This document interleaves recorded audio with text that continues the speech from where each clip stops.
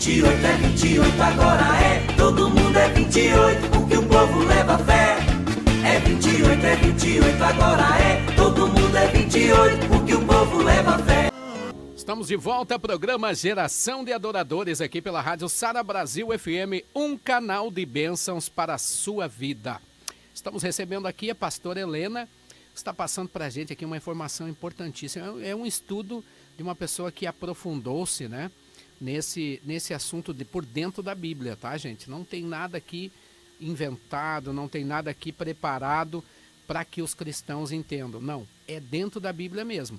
Se você entrar lá em Levíticos, você vai identificar tudo o que a pastora Helena vem falando aqui. Bom, pastora Helena, uma coisa muito importante que a gente estava comentando aqui no intervalo, não é sobre a questão da cristocidência ou da coincidência, mas vamos pegar aí essa última crise, a última crise que foi lançada há pouco tempo, e nós estamos no ano do Shemitah, e o povo tem passado aí por miséria, muitos aumentos. A senhora falou que começou em setembro do ano passado, né? Vamos lá, vamos recapitular, povo de Deus. Para você que não votou no povo do PT, parabéns. Para você que votou, vamos dar uma recapitulada. Foi nessa época que começou aquele mundaréu de promessas infundadas, promessas absurdas, né? E logo depois dessas promessas nós tivemos aí o grande desprazer de uma reeleição para a presidência da República.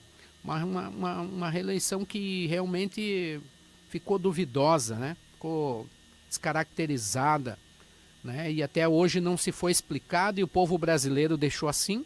Beleza, se tá bom para o povo. Virou-se o ano de 2015 e todas as promessas foram por água abaixo. O Brasil começou a ter queda no índice de emprego, o salário das pessoas até agora não aumentou e os preços subiram assim de uma forma absurda, né? Gasolina, alimentação. Vamos falar um pouquinho sobre isso. Vamos pegar no ano do Shemitah, a última crise que existiu. O que ela mais afetou no Brasil? Sim, a última crise que nós tivemos foi no ano de 2008, que foi a crise dos Estados Unidos, que na realidade afetou não somente o Brasil, mas o mundo todo. Tem uma coisa interessante a anotar que a queda da Bolsa nesse ano, pastor, foi, vamos dizer assim, bateu o recorde que foi 684 pontos na crise anterior, 2001. Essa queda foi de 777 pontos. Então, nós sabemos que... Não é coincidência, não, né? Coincidência. O número é esse, 777 pontos. E a Bolsa fechou com essa queda assim, para mostrar que Deus, Ele faz as coisas. Porque o número 7 é o número de Deus. E ainda não foi somente um 7, foi 777. Para mostrar que Deus está no controle. Ele eleva e Ele abate quem Ele quer, quando Ele quer. Então, essa crise de 2008, ela gerou toda essa situação no mundo todo, desde lá, que são 7 anos até agora, e nós estamos vivendo agora outro visitar de Deus, de 7 em 7 anos, que é o ano de 2014, setembro, até setembro de 2015, que esse ano é o da visitação do Senhor. Ele abate e Ele eleva quem Ele achar que está coerente com a palavra ou não. É isso aí. E o Brasil, por incrível que pareça, meus irmãos, você que está em casa agora, esse período foi o período de maior crise nacional. Sim. Eu me lembro que a partir de setembro foram seguradas, né, com uma maquiagem política, sim, algumas coisas. Não vai aumentar isso, não vai aumentar aquilo, mas já começou a crise a partir dali. E nós hoje vivemos mergulhados numa crise. Eu sei porque, sendo gerente de uma loja, de um comércio, eu sei o que o comércio em geral hoje vem passando, sim, ou todos os ramos. Você que tem a sua empresa própria, você sabe o que eu estou falando, é real. Sim. Foram meses de angústia, não só para o comércio, mas para todo o sistema financeiro em geral, né? É, isso mesmo.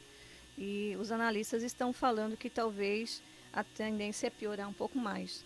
né? Então nós temos que buscar o nosso refúgio em Deus, porque nós sabemos que Deus ele está visitando e nós temos que pedir misericórdia para que o Senhor venha a fazer com que a igreja ela se desperte, né, de alguma forma, porque na realidade nós tivemos todas as chances. Deus abriu as portas do Brasil para que nós pudéssemos falar do amor dele. Nós tivemos espaço na televisão, espaço em rádio, nós tivemos liberdade para poder falar e de repente nós não aproveitamos da forma correta isso que nós tivemos. E agora o Senhor está despertando esse conhecimento para que a gente possa saber que o Senhor visita e para que Deus possa realmente trazer misericórdia para nós, que nós possamos nos elevar em unidade e o Senhor ouça as nossas vozes como igreja, não como denominações, né, não como placas de igreja, mas como um povo unido, um reino realmente, para que a gente levante a nossa voz e clame ao Senhor para que Ele entre com misericórdia na nossa vida. Porque eu conheço muitas pessoas que já estão perdendo o emprego, né, e a situação está ficando bastante complicada. Então, se é uma hora de se unir e buscar Deus, a hora é essa. É verdade, inclusive irmãos, né? Porque, na verdade, assim, o que acontece? Tem muita gente que não tem esse conhecimento, que não busca Deus, né, Pastor Sim. Carlos?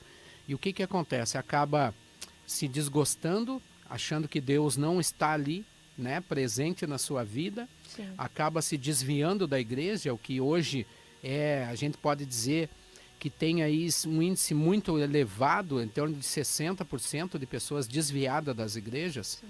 porque acham que quando vão para a igreja, eles acham que é tudo maravilhoso, né?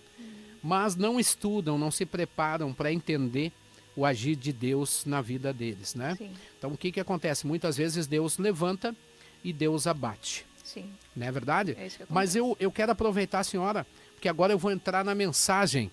Vamos para a mensagem e eu quero que você preste atenção no que eu vou falar. E eu vou ter a participação aqui da pastora Helena, que vai estar conosco aqui até às 6 horas e depois no final do programa vai estar orando por você também. Vamos lá? A partir de agora. A mensagem do pastor Alexandre Santos. Vamos lá então. Eu quero abrir a mensagem de hoje mandando um grande abraço para uma pessoa que eu falei aqui no sábado passado sobre a coragem, sobre a força, sobre o agir de Deus na vida dela. Porque muita gente abre a boca para falar o que não entende e que não sabe. E isso é a maior tristeza, porque na verdade muita gente são cristãos também. Eu quero mandar um grande abraço ao pastor Silas Malafaia, que é uma pessoa que luta pelo direito dos cristãos. Ontem ele esteve na Câmara Federal, numa plenária sobre uma lei abominável, que fala sobre a ideologia de gênero. Você, meu irmão que está em casa agora, você sabe o que significa ideologia de gênero? Então eu vou explicar de forma bem popular para você entender. O seu filho ou a sua filha, se eles estiverem na escola a partir da aprovação dessa lei, eles podem escolher qual dos 2 banheiros eles quiserem ir. Se eles se sentirem com vontade de ir no banheiro feminino, eles vão. Se eles se sentirem com vontade de ir no banheiro masculino, eles vão. Então, assim, eu quero deixar claro para vocês. Eles vieram com esse tipo de abominação, começaram com o atual prefeito de São Paulo, que para mim é uma pessoa desprezível, que implantou enquanto ministro da Educação, tentou implantar, e graças a Deus a nossa bancada evangélica em Brasília é atuante, a cartilha gay nas escolas. Seria o início do fim da educação dos seus filhos, dos filhos daquelas pessoas que acreditam em Deus. Por quê? Porque a cartilha gay era realmente uma vergonha. Era a liberação de bacanal dentro das salas de aula e das escolas, sem ninguém poder interferir. Era o início de uma liberação para a pedofilia no Brasil. E muita gente, ela questiona sobre a questão da pedofilia. E aí a senhora, que é uma estudiosa, deve entender um pouco disso, porque a pedofilia ela é muito mais abrangente do que se estrupar uma pessoa ou uma criança. Ela começa, inclusive, pelo aborto. Quando acontece, né, o aborto, você já começa a agir nesse sentido. As coisas são muito abrangentes e agora eles lançaram essa lei da ideologia de gênero. O que significa isso?